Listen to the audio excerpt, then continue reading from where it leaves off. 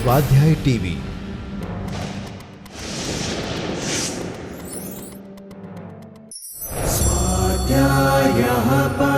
Doctor Baba Saheb Ambedkar open university.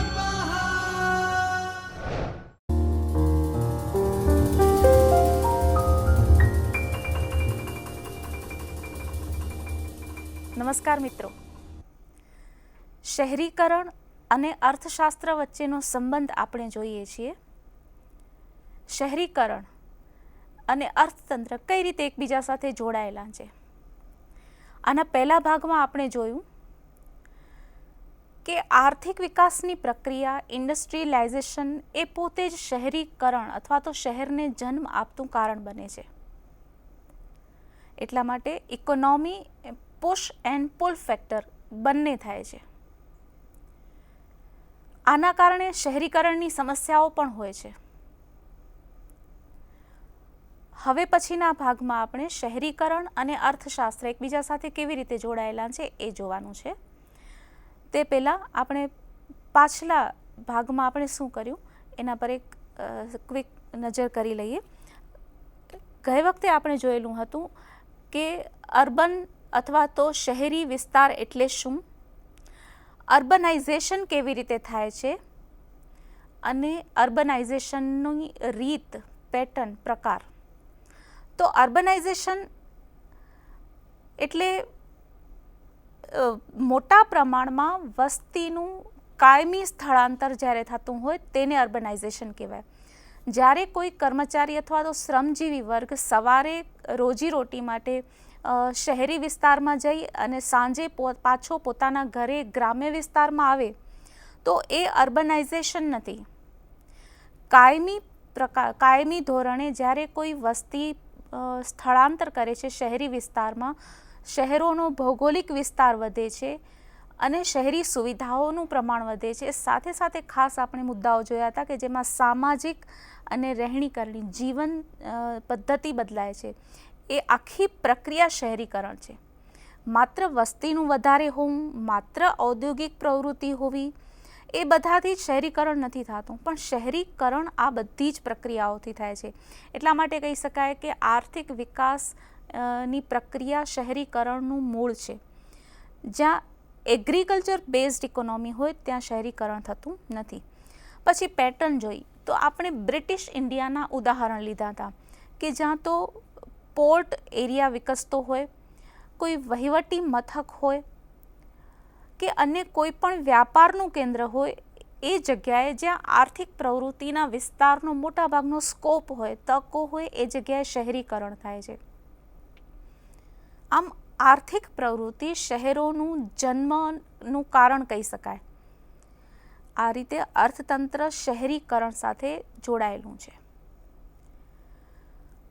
હવે આજે આપણે જે જોવાના છીએ એ અર્બનાઇઝેશન એન્ડ ઇકોનોમિક્સ. એમાં આગળ આપણે જોઈએ તો અર્બનાઇઝેશન અને ઇકોનોમિક્સનો સંબંધ જોવા માટે આપણે 3 પાર્ટમાં આગળ વધશું આજના દિવસે.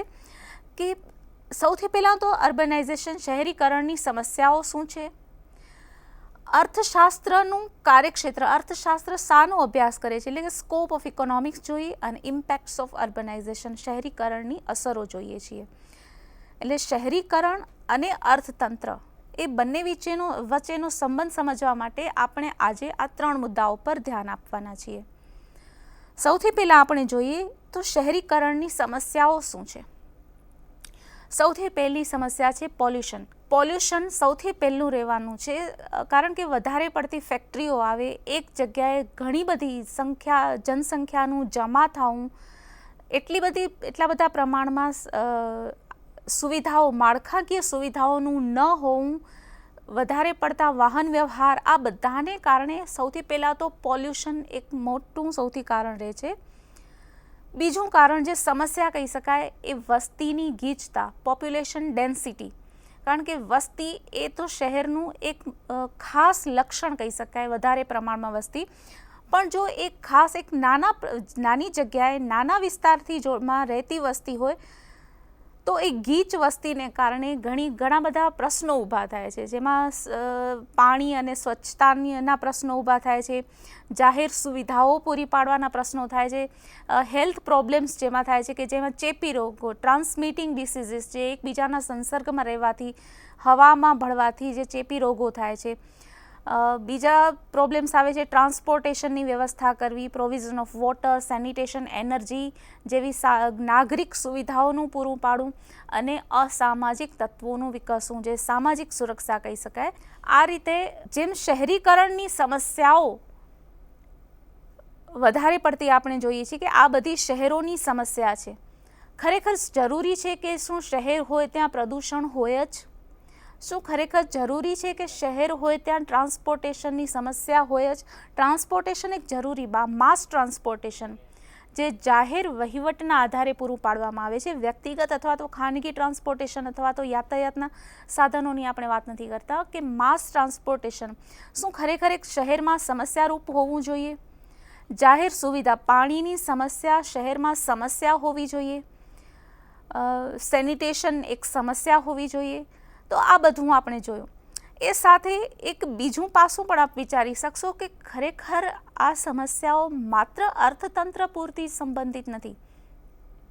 એટલે જ તો આપણે શહેરીકરણ અથવા તો શહેરોનો અભ્યાસ એક મલ્ટીડિસિપ્લિનરી અથવા તો બહુ પાસાવાળો આપણે કહી શકીએ, બહુઆયામી અભ્યાસ કહી શકીએ, કે જેમાં આયોજન જરૂરી છે, જાહેર વ્યવસ્થાનું હોવું જરૂરી છે, પોલીસ અને કાયદો અને વ્યવસ્થાનું જરૂરી છે, નાણાકીય વ્યવસ્થા જરૂરી છે. આ બધી જ વૈજ્ઞાનિક શોધખોળો અને એનું ઇમ્પ્લિમેન્ટેશન બધું જરૂરી છે. પણ આપણું ક્ષેત્ર અર્થશાસ્ત્ર પૂરતું આપણે સીમિત રાખીએ છીએ, કારણ કે આપણો વિષય અર્થશાસ્ત્રનો છે. તો અર્થશાસ્ત્ર અને શહેરીકરણની આ સમસ્યાઓ વિશે સમજવા, એના સંબંધો અને ઉકેલને સમજવા માટે એકબીજા શહેરો અને અર્થતંત્ર એકબીજાની કઈ રીતે અને કઈ જગ્યાએ ઉપયોગી થઈ શકે છે એ આપણો ખાસ મુદ્દો છે. આ સમજતા પહેલાં શહેરીકરણની જેમ આપણે સમસ્યાઓ જોઈ, હવે અર્થશાસ્ત્ર એટલે શું એના ઉપર એક નજર કરીએ. તો અર્થશાસ્ત્ર એના પહેલાં આપણે એક જોઈએ કે શહેરીકરણના જે અભ્યાસો થયેલા છે તે પ્રદૂષણ વિશેનો અહીંયા અભ્યાસ થયેલો છે. કે દાખલા તરીકે આપણે અહીંયા બે કલરની આપણે ગ્રાફમાં લાઈન જોઈ શકીએ છીએ, એક પર્પલ બ્લુ કલરની અને ગ્રીન કલરની. ગ્રીન કલરની જે લાઈન છે CO2 એમિશન ડેવલપિંગ એટલે વિકાસશીલ વિસ્તારોમાં પ્રદૂષણનું પ્રમાણ બતાવે છે, અને જે પર્પલ બ્લુ કલરની લાઈન છે એ વિકસિત ડેવલપ્ડ વિસ્તારોમાં પ્રદૂષણનું પ્રમાણ બતાવે છે. આપ જોઈ શકશો કે પ્રદૂષણનું પ્રમાણ વિકાસશીલ પ્રદેશોમાં ઓછું હોય છે, પણ તે પછી ઝડપથી વધારે થઈ જાય છે 2010 સુધીમાં. આ તો એનો મતલબ છે કે જ્યાં વિકાસશીલ વિસ્તારો છે, વિકસિત વિસ્તારો છે, ત્યાં પ્રદૂષણને નિયંત્રણમાં લેવાના ઉપાયો કદાચ લાગુ પડી ગયા છે, અને 2010 સુધી વિકાસશીલ વિસ્તારોમાં આર્થિક પ્રવૃત્તિઓનું પ્રમાણ વધવાથી પ્રદૂષણનું પ્રમાણ વધ્યું છે. તે પછીની આપણે જે સમસ્યા જોઈ, તો આ શહેરીકરણની બીજી સમસ્યાનો પરિચય આપે છે, પોપ્યુલેશન ટ્રેન્ડ્સ 1950થી 2050. કઈ રીતે કુલ વસ્તી, વિશ્વની કુલ વસ્તી મોટાભાગની આપ જોઈ શકો છો કે રેડ કલરની જે લાઈન છે એ ગ્રામ્ય વિસ્તારોમાં રહેતી વસ્તીનું પ્રમાણ બતાવે છે, જે 2025 સુધી માત્ર 25% આજુબાજુ વસ્તી છે જે ગ્રામ્ય વિસ્તારોમાં રહેતી હશે, અને મોટાભાગની 70થી 75% વસ્તી છે એ શહેરોમાં રહેતી હશે. એનો મતલબ છે કે જો આર્થિક વિકાસ હોય, કોઈ પણ સમસ્યા હોય, મોટા ભાગની સમસ્યાઓ અથવા તો જો પોઝિટિવલી લઈએ તો મોટા ભાગના ઉકેલો માટે આપણે શહેરો પ્રત્યે ધ્યાન આપણું કેન્દ્રિત કરવાનું રહેશે. તો આ રીતે આપણે શહેરોની સમસ્યાઓ જોઈ. હવે અર્થશાસ્ત્રનો સ્કોપ જોઈએ આપણે. અર્થશાસ્ત્ર એટલે શું? તો અર્થશાસ્ત્ર શેનો અભ્યાસ કરે છે? એક તો અભ્યાસ કરે છે જેમાં આપણે મેક્રો ઇકોનોમિક્સ જોઈએ છે, કે સર્વગ્રાહી રીતે કુલ ઉત્પાદનનું પ્રમાણ જોવું, કુલ વસ્તીનું અધ્યયન કરવું, આ બધા કુલ અથવા તો જનસામાન્ય એક વસ્તુનું નહીં પણ જનરલ જેનો અભ્યાસ થાય છે એ મેક્રો ઇકોનોમિક્સ. માઇક્રો ઇકોનોમિક્સ મતલબ કે કોઈ એક વસ્તુ પ્રત્યે ધ્યાન આપી ને એનું અધ્યયન કરવું. દાખલા તરીકે પ્રાઇઝીસ, કોઈ વસ્તુની પ્રાઇઝીસ વિશે ધ્યાન આપીએ અથવા તો માત્ર પ્રદૂષણ ઉપર ફોકસ કરીએ તો એક મેટર ઉપર ધ્યાન આપવું. પછીનો મુદ્દો છે ડિમાન્ડ એન્ડ સપ્લાય. અહીંયા ખાસ ધ્યાનમાં રાખવું પડશે કારણ કે જ્યારે શહેરીકરણ થશે ત્યારે પ્રજાની રહેણી કરણીમાં પરિવર્તન આવશે. જે આપણે ગયા વખતે જોયેલું હતું કે સામાજિક રૂઢિચુસ્ત માળખામાંથી પ્રજા બહાર આવે છે, આધુનિક જીવન પદ્ધતિ અપનાવે છે, એટલે ડિમાન્ડ એની બદલાય છે, ડિમાન્ડનું સ્ટ્રક્ચર બદલાય છે. એ વ્યક્તિની અથવા તો સમગ્ર પોપ્યુલેશનની માંગ બદલાય છે, માંગના પ્રકારો બદલાય છે. દાખલા તરીકે ગ્રામ્ય વિસ્તાર હોય તો એકથી બીજી જગ્યાએ જવા માટે ટ્રાન્સપોર્ટેશન એક સમસ્યા ન હોય, આંતરિક વાહન યાતાયાત માટે. એકથી બીજા શહેર અથવા તો વિસ્તારમાં જવું હોય તો એની સમસ્યા હોય કે જ્યાં હોઈ શકે કે ઓલ વેધર રોડ ન હોય કે જે દરેક સિઝનમાં કામ આપી શકે એવા, ત્યાં બસની વ્યવસ્થા ન હોય. તેવી જ રીતે શહેરોમાં ટ્રાન્સપોર્ટેશનની વ્યવસ્થા છે એ મોટાભાગે આંતરિક વાહન વ્યવહારની વધારે જરૂર માંગે છે. તો અહીંયા ડિમાન્ડ બદલાય છે, શિક્ષણની માંગ વધારે થશે, આ રીતે ડિમાન્ડ વધશે. સામાજિક નાગરિક સુવિધાઓની ડિમાન્ડ વધશે, જેમ કે પાણી, જેમ કે ગટર અને સેનિટેશનની વ્યવસ્થા, જાહેર સફાઈની વ્યવસ્થા, સલામતીની વ્યવસ્થા. આ રીતે ડિમાન્ડ બદલાય છે તો એનો સપ્લાય પણ, એનો પુરવઠો કોણ પૂરો પાડશે એ પ્રશ્ન પણ અહીંયા ધ્યાનમાં લેવાનો હશે. પછીનો મુદ્દો છે પબ્લિક ફાઇનાન્સ. કારણ કે આ જાહેર હિતને લગતી વસ્તુ છે એટલે કોઈ ખાનગી વ્યક્તિ કે કંપની એ વસ્તુનું પ્રમાણ ઉત્પાદન કરીને લોકોને પૂરું નહીં પાડે. મોટાભાગે વસ્તુ જાહેર સુવિધાઓની હશે એટલે સરકારે પબ્લિક ફાઇનાન્સના આધારે પૂરી પાડવાની હશે. પછીનો મુદ્દો છે pricing of goods and services. ધારો કે સરકાર રોડની સર્વિસ આપે છે, પાણીની સર્વિસ આપે છે, તો એ વસ્તુની કિંમત કેવી રીતે નક્કી કરવી? દરેકને પાણી પૂરું પાડવાનું હોય છે, એ વ્યક્તિ પાસેથી કિંમત કેવી રીતે વસૂલ કરવી? આ રીતે જાહેર સુવિધાઓ જે રીતે પ્રજાને મળે છે, જાહેર સ્થળોની સફાઈ થાય છે, રોડની સફાઈ થાય, તો એની કિંમત કોની પાસેથી વસૂલ કરવી અથવા તો આ બધાનો ખર્ચ ક્યાંથી મેળવવો? તો પબ્લિક ફાઇનાન્સનું આ એક ક્ષેત્ર રહેશે. પછી આગળ જોઈએ તો જે અર્થશાસ્ત્રના અન્ય મુદ્દાઓ પણ છે કે જેમ કે અર્થશાસ્ત્ર ધ્યાન આપે છે કે ગરીબી કેવી રીતે દૂર થઈ શકે, રોજગાર કેવી રીતે વધારી શકાય, જનસાંખ્યિકી એટલે કે ડેમોગ્રાફિક એનાલિસિસ કરે છે, વસ્તીનું વિશ્લેષણ કરે છે. મુખ્યત્વે હવે જે આધુનિક અર્થશાસ્ત્ર કહી શકાય, જે ત્રણ ખાસ હવે પછીના મુદ્દાઓ આપ જુઓ તો સસ્ટેનેબલ ડેવલપમેન્ટ એટલે કે ટકી શકે એવો વિકાસ, માનવ વિકાસ હ્યુમન ડેવલપમેન્ટ એન્ડ સમાવેશી વિકાસ એટલે કે ઇન્ક્લુઝિવ ગ્રોથ. આ ત્રણ મુદ્દાઓ પર અર્થશાસ્ત્ર હવે ધ્યાન આપે છે. તો આ બધા જ મુદ્દાઓ આપણે જોઈએ કે અર્થશાસ્ત્રનો સ્કોપ ઘણો બધો છે, જેમાં પર્યાવરણ આવે છે, જાહેર અર્થવિધાન આવે છે, જેમાં માંગ અને પુરવઠાના પ્રશ્નો આવે છે, જેમાં હ્યુમન ડેવલપમેન્ટ એટલે મનુષ્યનો વિકાસ આવે છે. આ બધી જ બાબતો અર્થશાસ્ત્રનું અધ્યયન ક્ષેત્ર છે. એટલે અર્થશાસ્ત્ર માટે માત્ર નાણાકીય બાબતોનો જ અભ્યાસ કરે છે એવું નથી. નાણું એક માત્ર સાધન છે જે આપણે દર વખતે જોઈએ છીએ. તો અર્થશાસ્ત્ર એક સામાજિક શાસ્ત્ર તરીકે અહીંયા આપણે કઈ રીતે પોતાના સ્થાને છે એ આપણે જોવાનું છે. તો શહેરીકરણ અને અર્થશાસ્ત્રનો વચ્ચેનો આપણે સંબંધ જે જોવાનો છે, હવે એના માટે આપણે આગળ વધીએ. તો અર્બનાઇઝેશન એટલે કે શહેરીકરણની અર્થશાસ્ત્ર ઉપરની, અર્થતંત્ર ઉપરની અસરો એટલે કે ઇમ્પેક્ટ્સ ઓફ અર્બનાઇઝેશન ઓન ઇકોનોમી અને અર્થશાસ્ત્રની શહેરીકરણ પર અસરો, એ વિશે આપણે તો બહુ શરૂઆતમાં જોઈ ગયા કે આર્થિક પ્રવૃત્તિઓનો વિકાસ થાય ત્યારે શહેરીકરણની પ્રક્રિયા શરૂ થાય છે. મતલબ કે અર્થશાસ્ત્રની, અર્થતંત્રની, આર્થિક પ્રવૃત્તિઓની તો શહેરીકરણ પર અસર થાય જ છે. હવે શહેરો અર્થતંત્ર પર અસર કરે છે, જેમ કે ગ્રામ્ય અર્થતંત્ર શહેરો પર અર્થતંત્ર પર અસર કરે છે, તેવી રીતે શહેરી વિસ્તારો અર્થતંત્રના માળખામાં કેવી રીતે પરિવર્તન, ચેન્જ લઈ આવે છે એ આપણે જોઈએ. તો સૌથી પહેલો મુદ્દો આપણે જોઈએ કે change in structure of demand. ડિમાન્ડનું સ્ટ્રક્ચર બદલાય છે. હવે અહીંયા બે આપણે અલગ મુદ્દાઓ સાથે લેવાના છે કે માંગ, જે કોઈ પણ માંગ છે એનું વિભાજન કરીએ. એના માટે ડેમોગ્રાફિક એનાલિસિસ કરશું એટલે કે વસ્તીનું, શહેરી વસ્તીનું અધ્યયન કરશું કે શહેરોમાં કેટલા પુરુષો છે, કેટલી સ્ત્રી છે, કેટલા બાળકો છે, એ બધાનું વય જૂથ શું છે, ઓલ્ડ એજ લોકો કેટલા છે. દાખલા તરીકે ઘણા બધા બાળકો હોય તો શહેરોમાં સ્કૂલ અને શિક્ષણની સુવિધાઓ આપણે પૂરી પાડવાની રહેશે. ગ્રામ્ય વિસ્તારોમાં ઘણી બધી સ્કૂલ અથવા તો વધારે પડતી સુવિધાઓવાળી શાળાઓની ડિમાન્ડ રહેતી નથી. શહેરી વિસ્તારો જેમ જેમ વિકાસ કરે તેમ શિક્ષણની માંગ વધતી જાય છે. કૌશલ્યવર્ધન અથવા તો ઉચ્ચ શિક્ષણની સંસ્થાઓની માંગ વધતી જાય છે. સ્વાસ્થ્ય સુવિધાઓ માટે હોસ્પિટલ્સની માંગ વધતી જાય છે. મનોરંજન માટેના સાધનોની માંગ વધતી જાય છે.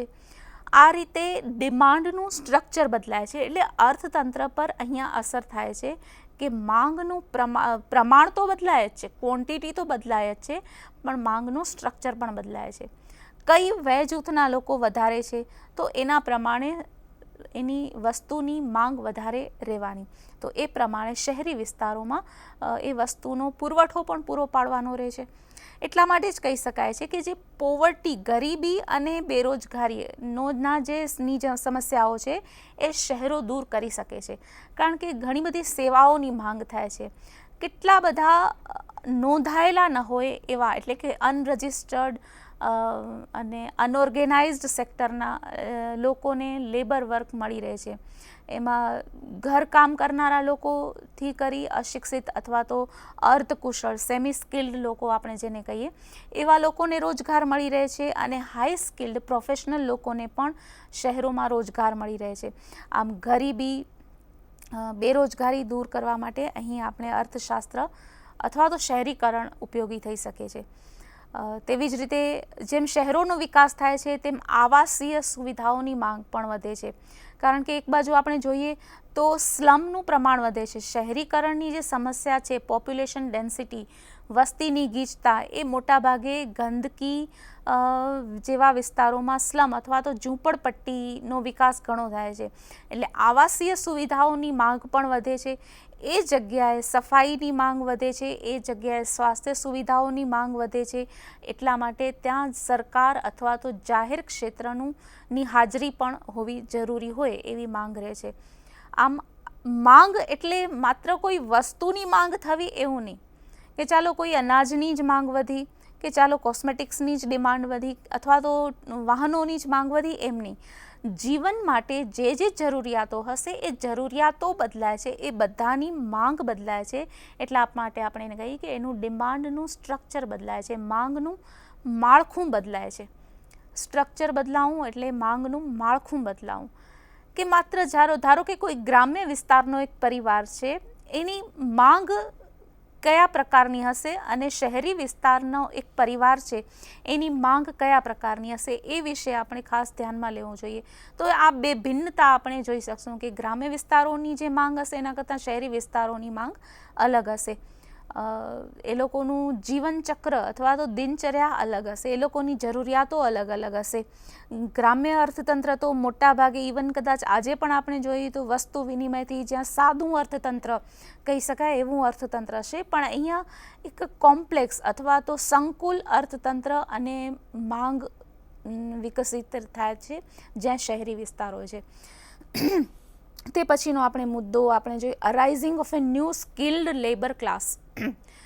અર્થતંત્રને સ્કિલ્ડ લેબર ક્લાસની જેમ જેમ આર્થિક વિકાસ થાય તેમ કુશળ અને તાલીમ લીધેલા શ્રમિકોની વધારે જરૂર પડે છે. અહીંયા શ્રમિક એટલે આપણે ખાસ જે શારીરિક શ્રમ કરતા હોય એનું જ નહીં, પણ ટેકનિકલ જ્ઞાન ધરાવતા અને ઉચ્ચ પ્રોફેશનલ જ્ઞાન ધરાવતા લોકોની પણ માંગ વધતી હોય છે.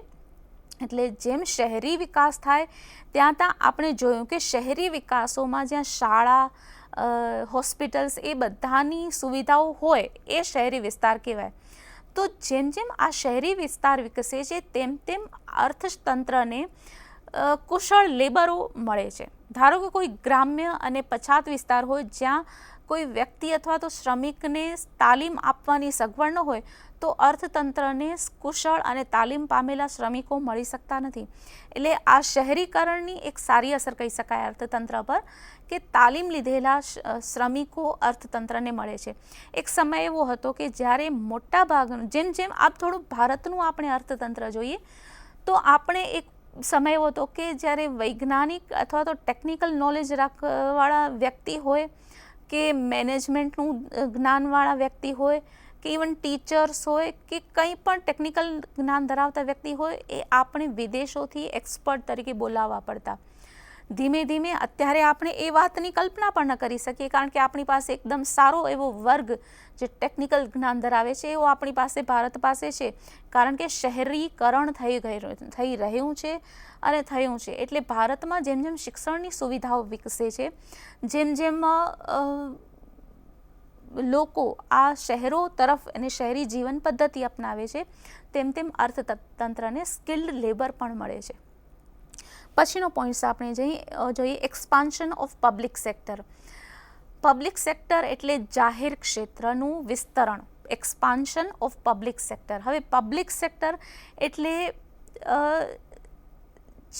જે સરકારી ક્ષેત્ર આપણે કહી શકીએ સામાન્ય શબ્દોમાં, કે નગરપાલિકા હોય ત્યાંથી કરી મહાનગરપાલિકાને પણ એમાં લઈ શકાય. અહીંયા મહાનગરપાલિકાનું કાર્યક્ષેત્ર વિસ્તરે છે. જેમ જેમ શહેરોનો વિકાસ થાય છે, તેમ જે શહેરનો વિકાસ થાય છે, શહેરીકરણ વિસ્તૃત થાય છે, તેમ તેમ નગરપાલિકા પાસેથી અથવા તો મહાનગરપાલિકાઓનું કાર્યક્ષેત્ર વિસ્તરે છે.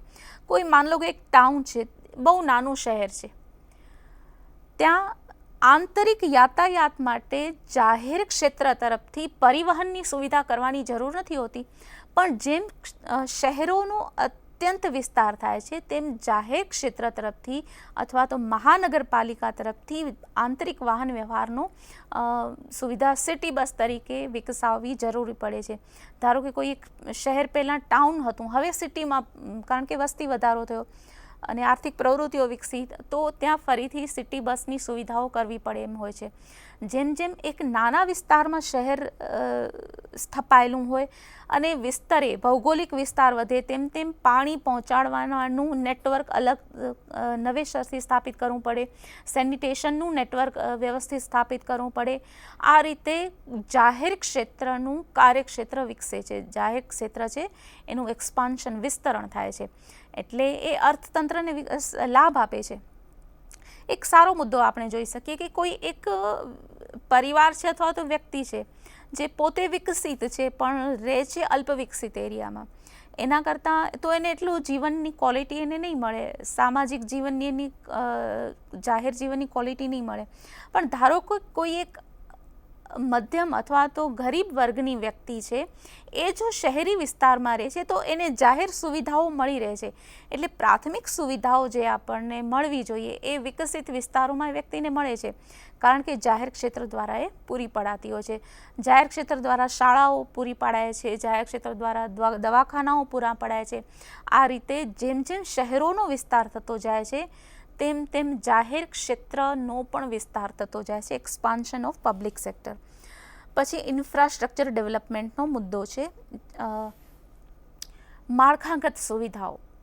ગ્રામ્ય વિસ્તારોમાં ડિમાન્ડ ઓછી હોય છે, માંગ ઓછી હોય છે, એના કારણે સંદેશ વ્યવહારની સુવિધાઓ છે, પરિવહનની સુવિધાઓ છે, કે કોઈ પણ જે માળખાકીય સુવિધાઓ કહી શકાય, જેમાં બેન્કિંગ આવી શકે, ઇન્સ્યોરન્સ આવી શકે, જે કોઈ પણ માળખાકીય જેના બેઝ પર બધી આર્થિક પ્રવૃત્તિઓ આધારિત છે, એ માળખા ઉપર, જે સ્ટ્રક્ચર ઉપર ની ડિમાન્ડ હોય એ શહેરોમાં વધારે હોય છે.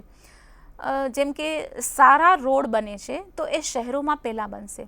ધારો કે કોઈ લેટેસ્ટ કોમ્યુનિકેશનની કોઈ નેક્સ્ટ જનરેશન કોમ્યુનિકેશન ટેકનોલોજી અપનાવવી હોય તો એ શહેરી વિસ્તારોમાં પહેલાં ઇમ્પ્લિમેન્ટ થાય છે. દાખલા તરીકે 4th જનરેશન છે, કોઈ વાઈફાઈ સિટી છે, તો આ સાયન્ટિફિકલી જે કોઈ પણ ઇમ્પ્લિમેન્ટેશન થાય છે એ શહેરી વિસ્તારમાં પહેલાં થાય છે. એટલે માળખાગત સુવિધાઓ હોય, કોઈ નવી વસ્તુ, ધારો કે કોઈ સરકાર છે એ નવી વસ્તુ લોન્ચ કરે છે, તો એ સૌથી પહેલાં જ્યાં વધારે પ્રમાણમાં ડિમાન્ડ થવાનો સ્કોપ હોય એ વિસ્તારોમાં વધારે પહેલાં લાગુ પડી શકે છે.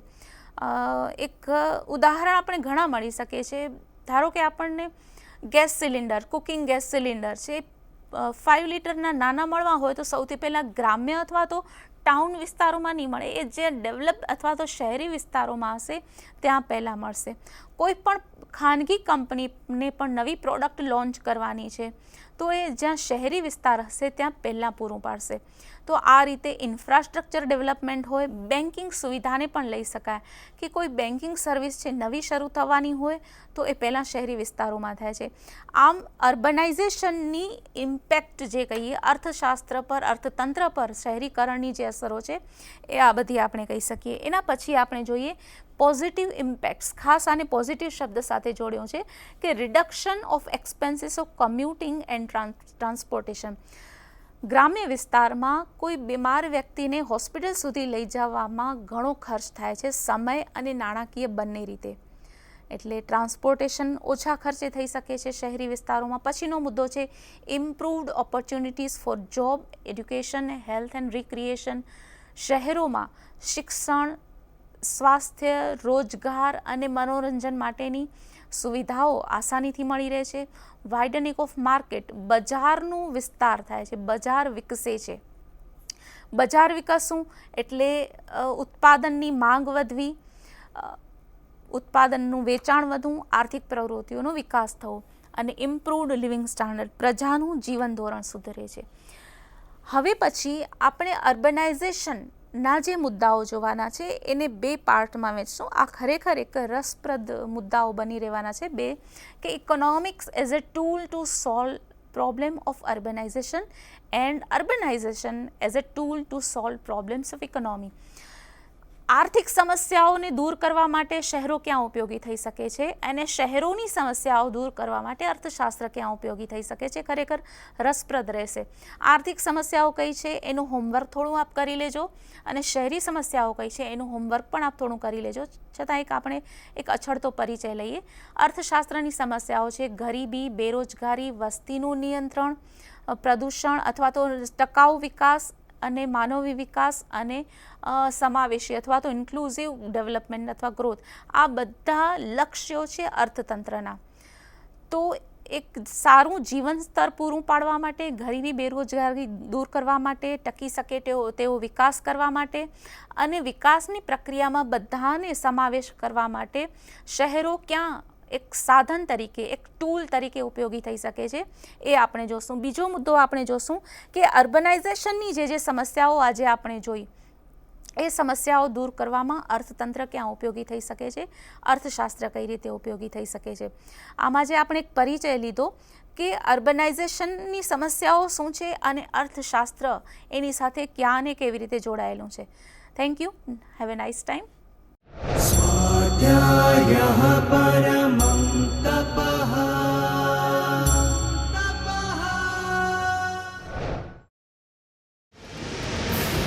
સ્વાધ્યાય ટીવી